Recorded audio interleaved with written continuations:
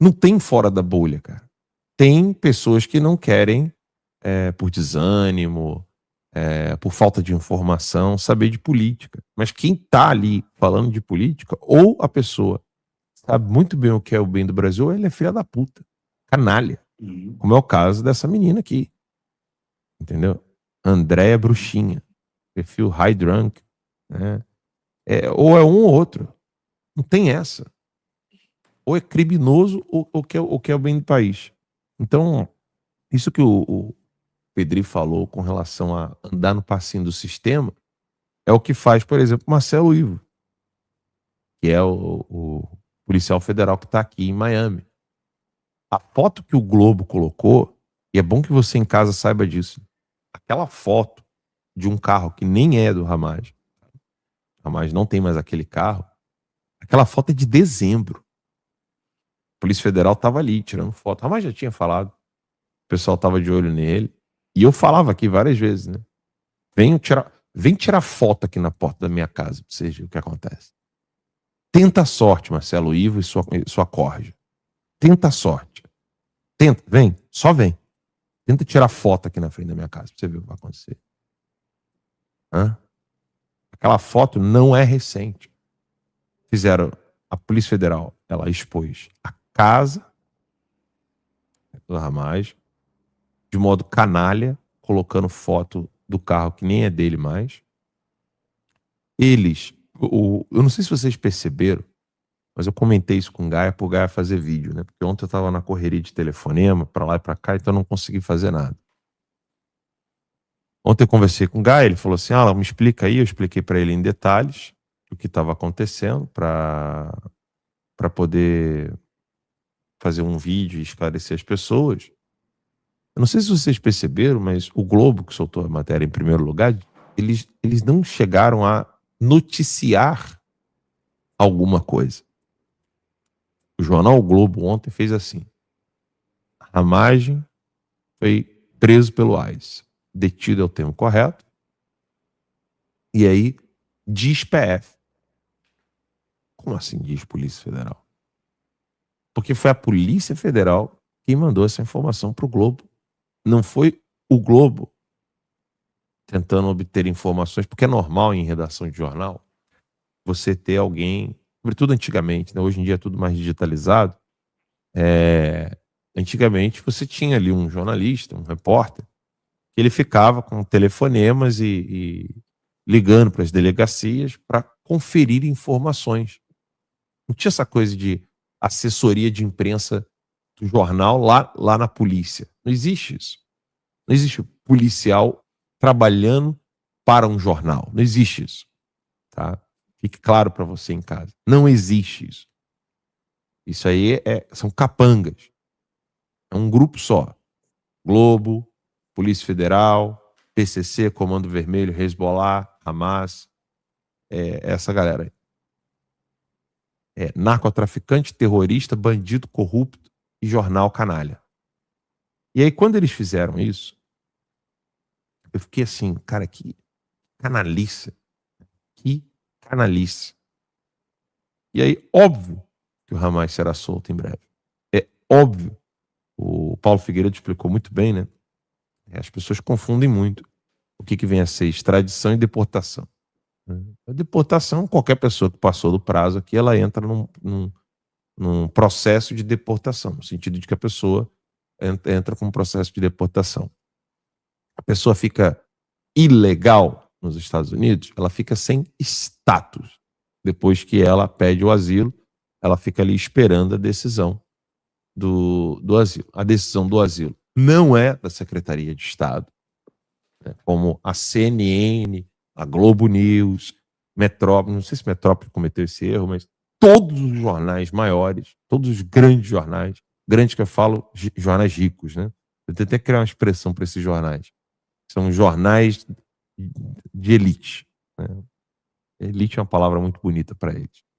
São jornais que enriqueceram com dinheiro de BNDES, Odebrecht e companhia, Lava Jato. Esses jornais cometeram erros jurídicos que nenhum estudante de direito nos Estados Unidos cometeria. E não cabe ao jornalista ser professor de um tema que ele não conhece. Custa chegar e entrevistar alguém que entenda do assunto? Custa muito quando o Jornal do Vorcaro, gostei dessa expressão aí. Obrigado. Os jornais do Vorcaro. Eu vou usar agora. Eu vou usar essa expressão agora. Os jornais do Vorcaro, ou os jornais master, né? E custa que eles chegassem, convidassem algum especialista para dar informações. Não é a Secretaria de Estado quem concede asilo, é o Homeland Security. Tá? Só para que vocês fiquem cientes disso. Então, assim, mentiram, enganaram, falsearam, fizeram alarde. Eu vi aquele moleque ex-Globo lá, o Roveran, que deu uma resposta para ele. Ex-repórter da Globo, um bem petista mesmo, vocês devem saber quem é. E aí ele falou, e agora a situação vai ficar feia pro Alan. Ah, vá a merda, entendeu? O que eles estão fazendo com a família do Hamas e com o Hamas é canalice. Canalice. Tá? Enfim. Isso aqui, eu queria comentar com o Pedrinho e a Valéria, isso aqui precisa ser exposto.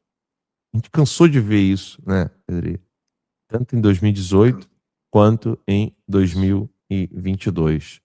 E a gente precisa dar um basta isso, né? Não tem esse negócio de discurso de ódio, não. Isso é crime, Código Penal. É bom deixar claro isso. Código Penal é uma coisa muito diferente de opinião. Isso é crime. Crime precisa ser pago pela letra da lei, Pedrinho. Exatamente, a gente está vivendo uma espécie, né, até dentro do nosso espectro de novo, uma espécie de alienismo cultural, né, voltando aquele clima de 2019, onde as palavras de novo estão sendo colocadas muito cuidadosamente, visando criminalizar a direita, visando o extermínio do nosso espectro político. E estes pontos, né, onde tu coloca muito bem a gravidade desse tipo de colocação, porque as pessoas têm que entender o seguinte, né, a esquerda, ela funciona por gatilhos, né, esses gatilhos de morte, gatilhos de violência, esses gatilhos, por exemplo, as pessoas têm que lembrar disso, que fazem, né, e aí tirando a discussão toda, mas que um Adélio Bispo vai e dê uma facada no Jair, esses gatilhos que fazem alguns assassinatos aí de líderes de direita mundo afora acontecerem. Então, a gente precisa começar a levar muito a sério esse tipo de gatilho, porque a esquerda, efetivamente, ela cumpre essa ação política de extermínio de adversários, né? E agora começou em cima do Flávio, ou seja, vejam como isso sempre é um artifício, né, da esquerda, ou seja, eliminar os seus adversários, falando no final das contas que isso é um ato de amor, um ato de bondade pela democracia, mas no final das contas é a boa e velha eliminação dos adversários, o bom e velho paredão, né, cubano, o bom e velha eliminação stalinista, né, extermínio de um povo. Então, assim, esse modus operandi não acaba nunca, né? Esse modus operandi está dentro de universidades, dentro de redações, jornais. Então, a gravidade, e a gente precisa começar a tratar as coisas como elas são.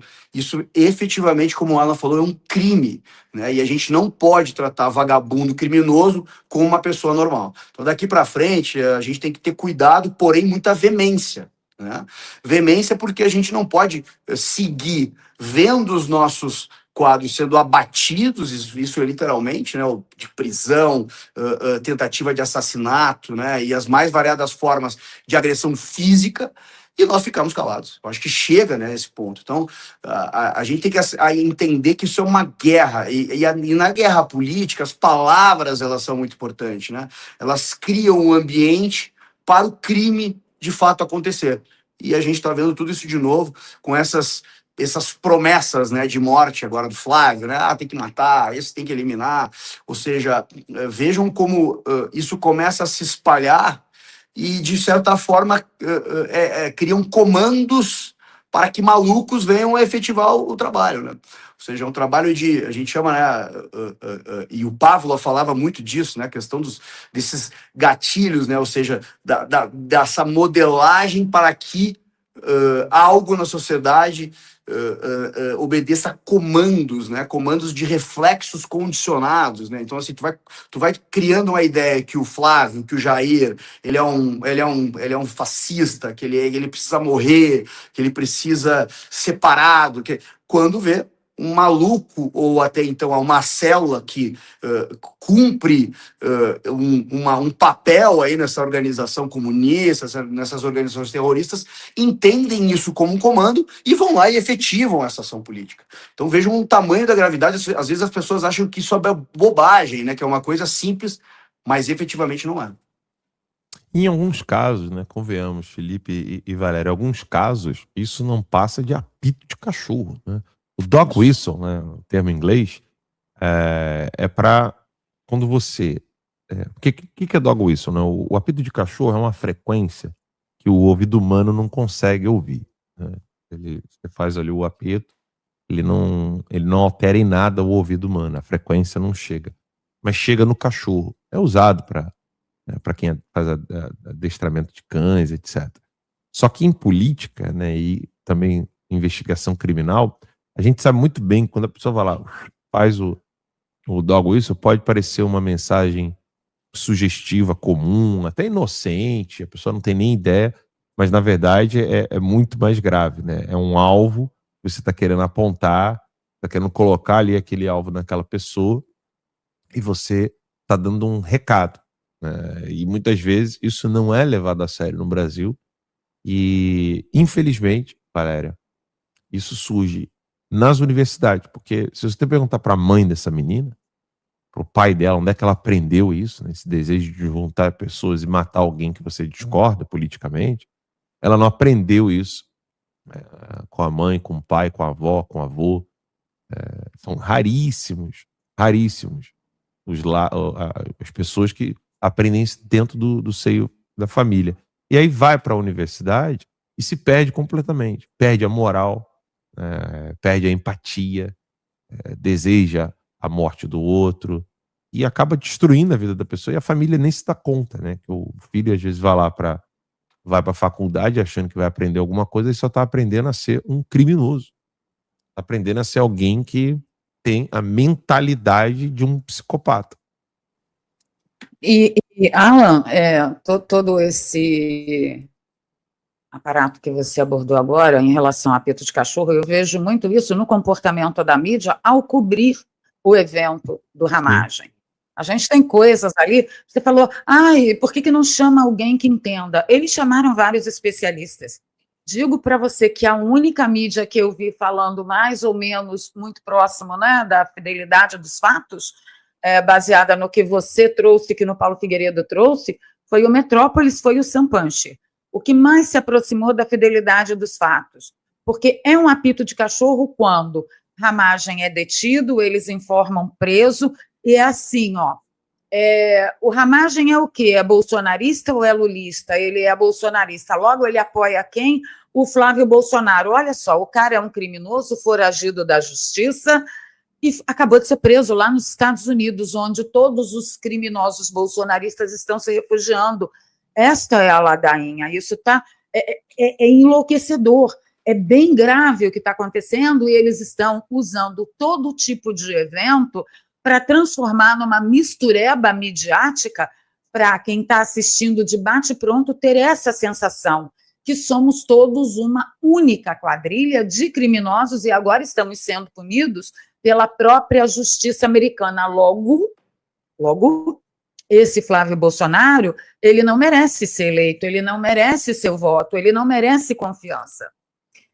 Para vocês terem uma ideia, quando eu li a manchete, fugitivo da justiça brasileira é preso pelo ICE nos Estados Unidos. Eu achei que eles estivessem falando de algum chefe de PCC, de Comando Vermelho, de Família do Norte, algum desses grandões dessas facções criminosas que agem como terroristas em território brasileiro. Aqui no Rio de Janeiro, por exemplo, alguns especialistas garantem que pelo menos 60% do território do Rio de Janeiro já são controlados por essas facções. Então, assim, quando você lê a notícia, a manchete, nossa, prenderam um grandão, um bandidão. Aí você vai ler a notícia, ramagem. Ah, você lê a manchete, nossa, foi alguém que roubou velhinho do INSS? Você vai ler a notícia, ramagem. Então, a mídia fez uma mistureba, e eles endossaram muito a narrativa do ele foi condenado, ele é criminoso, ele estava foragido. É muito interessante, um foragido da justiça cujas autoridades americanas têm conhecimento do endereço dele, da documentação dele, e o cara faz transmissão ao vivo todos os dias. Eu não vejo nenhum foragido da justiça, por exemplo, do Comando Vermelho do PCC, que faz transmissão ao vivo todos os dias. Só o Oruan, que, apesar de estar foragido, sem tornozeleira eletrônica, com tudo, lança disco, né? Lança música por rede social, pela internet. E não vi nenhuma operação especial, nenhum delegado dedicado a localizar Oruan.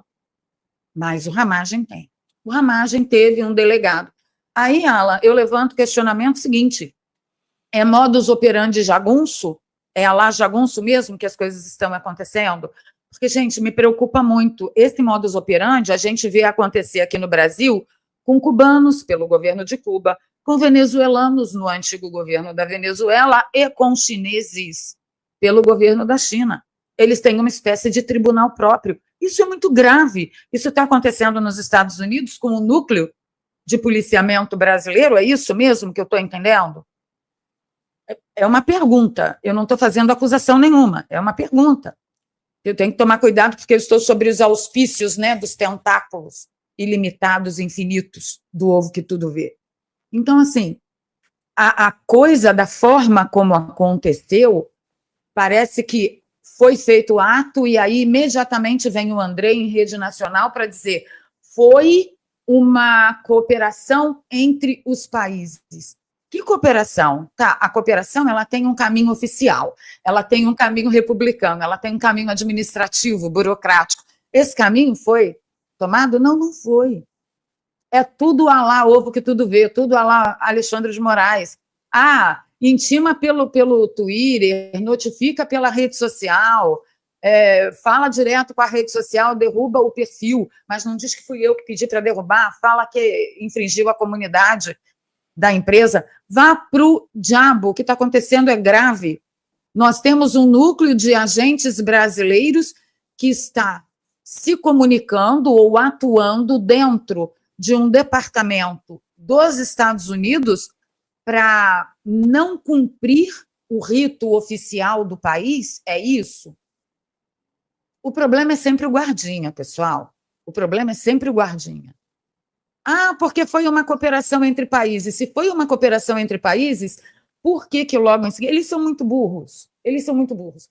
Por que logo em seguida nós ficamos sabendo que teve que ter um monitoramento da mala de Ramagem para depois monitorar o carro que Ramagem alugou, para depois supostamente chegar no endereço dele?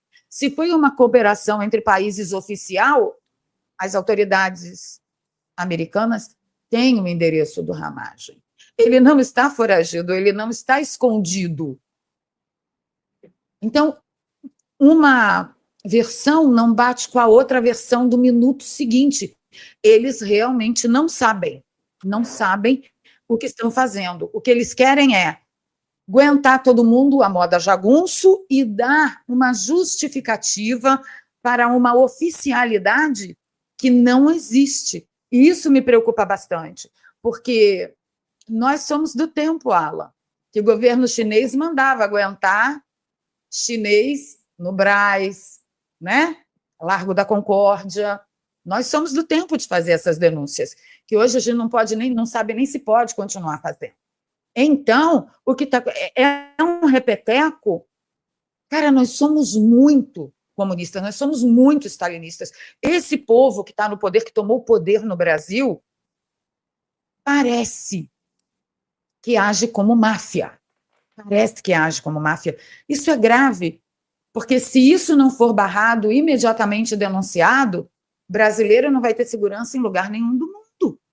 Em lugar nenhum do mundo. As autoridades americanas precisam entender esse modus operandi, precisam saber o que está acontecendo, Felipe Martins e agora Ramagem?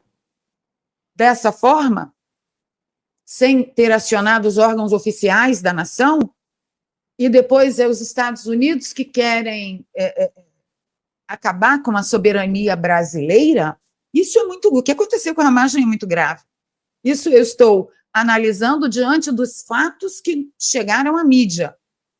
Tá? Eu não tenho informação privilegiada nenhuma, o Alan não me comentou nada, ninguém me comentou nada, mas eu daqui estou como espectadora da mídia brasileira, que está fazendo uma mistureba apenas para colar em Ramagem o aviso de criminoso, logo é da turma do Flávio Bolsonaro, que é pré-candidato. Então, o apito de cachorro da mídia, que é a verdadeira dona da proliferação dessas informações equivocadas e totalmente sem sentido, que eles falam uma coisa agora, daqui 5 minutos fala outra, daqui 5 minutos fala outra, sempre atuando na base do bomba, bomba, bomba, manchete, para acionar o cérebro límbico em massa da população, né? Para a pessoa não raciocinar. Mas a gente que já está mais escolado, você olha aquilo e fala, não, mas peraí, há 5 minutos atrás saiu uma outra notícia desse mesmo veículo. Você compara uma notícia com a outra, não bate nada, nada faz sentido. Então, no fim das contas, o que a gente detecta? Que está havendo, sim, uma operação a modo lá jagunço, que a Polícia Federal aqui, a partir das declarações do André Rodrigues, tentou dar ares de oficialidade. E isso me preocupa bastante. Alan. O detalhe que eu quero falar aqui para vocês, que a Valéria está comentando ali, o Ítalo vai falar com a gente também daqui a pouquinho, não teve cooperação porcaria nenhuma, tá? Esse negócio de cooperação com as autoridades americanas não funciona dessa maneira, é tudo balela. E aí, o resultado que nós temos hoje é o quê? Saiu a pesquisa, né, da Apex, na Folha de São Paulo, Apex e Futura, deixando claro, né? Tá aí, ó.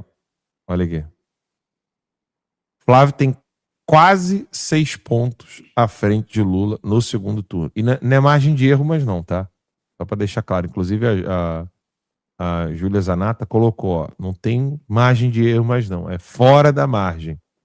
Flávio lidera fora da margem de erro. Esse é o cenário de segundo turno.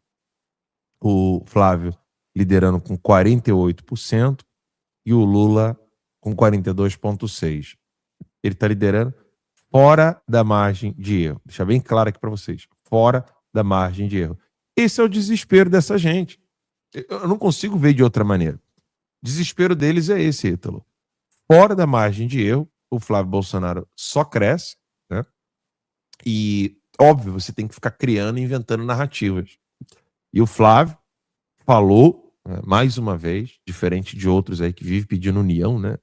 Não posta nada sobre o Hamas.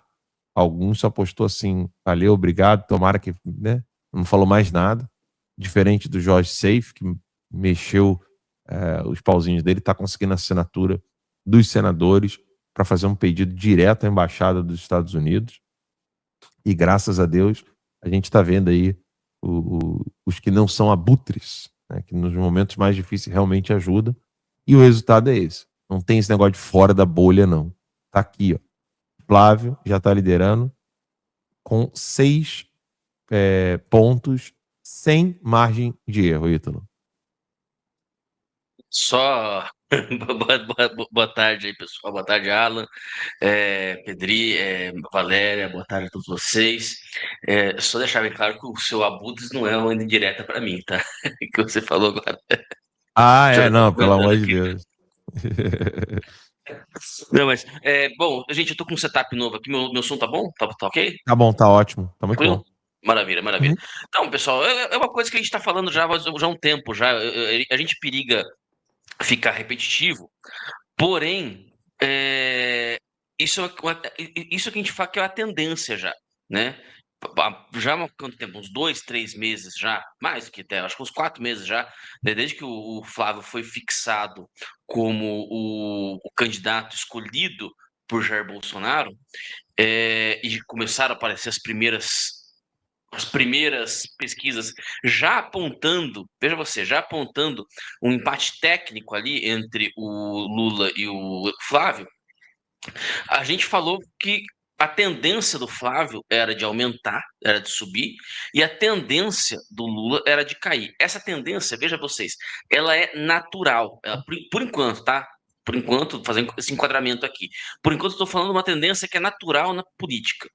Existe uma tendência que pode ser contraposta de algumas maneiras, pode ser, né, em situações concretas você pode ter, né, modificações disso, né, mas existe uma tendência muito comum na ciência política, né, enfim, já identificada pela ciência política, de que a situação, o governo de situação, ele tende a cair sensivelmente, e a oposição tende a subir sensivelmente. Muitas vezes sem que isso acabe privilegiando uma sucessão, ou seja, uma troca de poder. Então, às vezes, você não cai o suficiente, você não sobe o suficiente, não há troca, né? De poder ali entre a situação e a oposição. Só que quando você já começa a pesquisa já com os dois empatados, você, acende um sinal de alerta para o Lula. Acende um sinal de alerta para o Lula. Ainda mais considerando o fato, e isso aqui não é torcida, isso aqui não é tic-tac, isso aí não é nada disso. Considerando o fato de que a imagem pública do senhor Luiz Inácio Lula da Silva é um desastre, ainda mais, né, auxiliado ou atrapalhado pela dona Janja. Então, quando você tem cada vez mais essas burradas, esses tropeços, essas meias verdades sendo ditas e desmentidas na hora, né? Como agora o pessoal está falando que o Ramagem está sendo extraditado para o Brasil, né? Vão quebrar a cara do mesmo jeito. Vão quebrar a cara como sempre quebraram e vão ficar com cara de bunda depois e vão perder ainda mais moral. Ainda mais moral vão acabar perdendo. Vão perdendo, tá certo? E o resultado é isso aí que a gente está vendo, né? Flávio Bolsonaro a 6 pontos, né, na frente do Lula no segundo turno, fora da margem de erro, como bem lembraram, porque a margem de erro ela é de 2 pontos percentuais para mais ou para menos. Então, mesmo que ele recue 2, ele esteja no limite inferior da margem de erro e o Lula esteja no limite superior da margem de erro, ainda assim ele está 2 pontos percentuais à frente, né, no limite das margens de erro. Então, o Flávio está liderando o segundo turno. Esta é a novidade para vocês, essa notícia para vocês, né? O Flávio está liderando no segundo turno e eu faço a seguinte aposta: a tendência é aumentar ainda mais e é capaz que ele termine o primeiro turno na frente.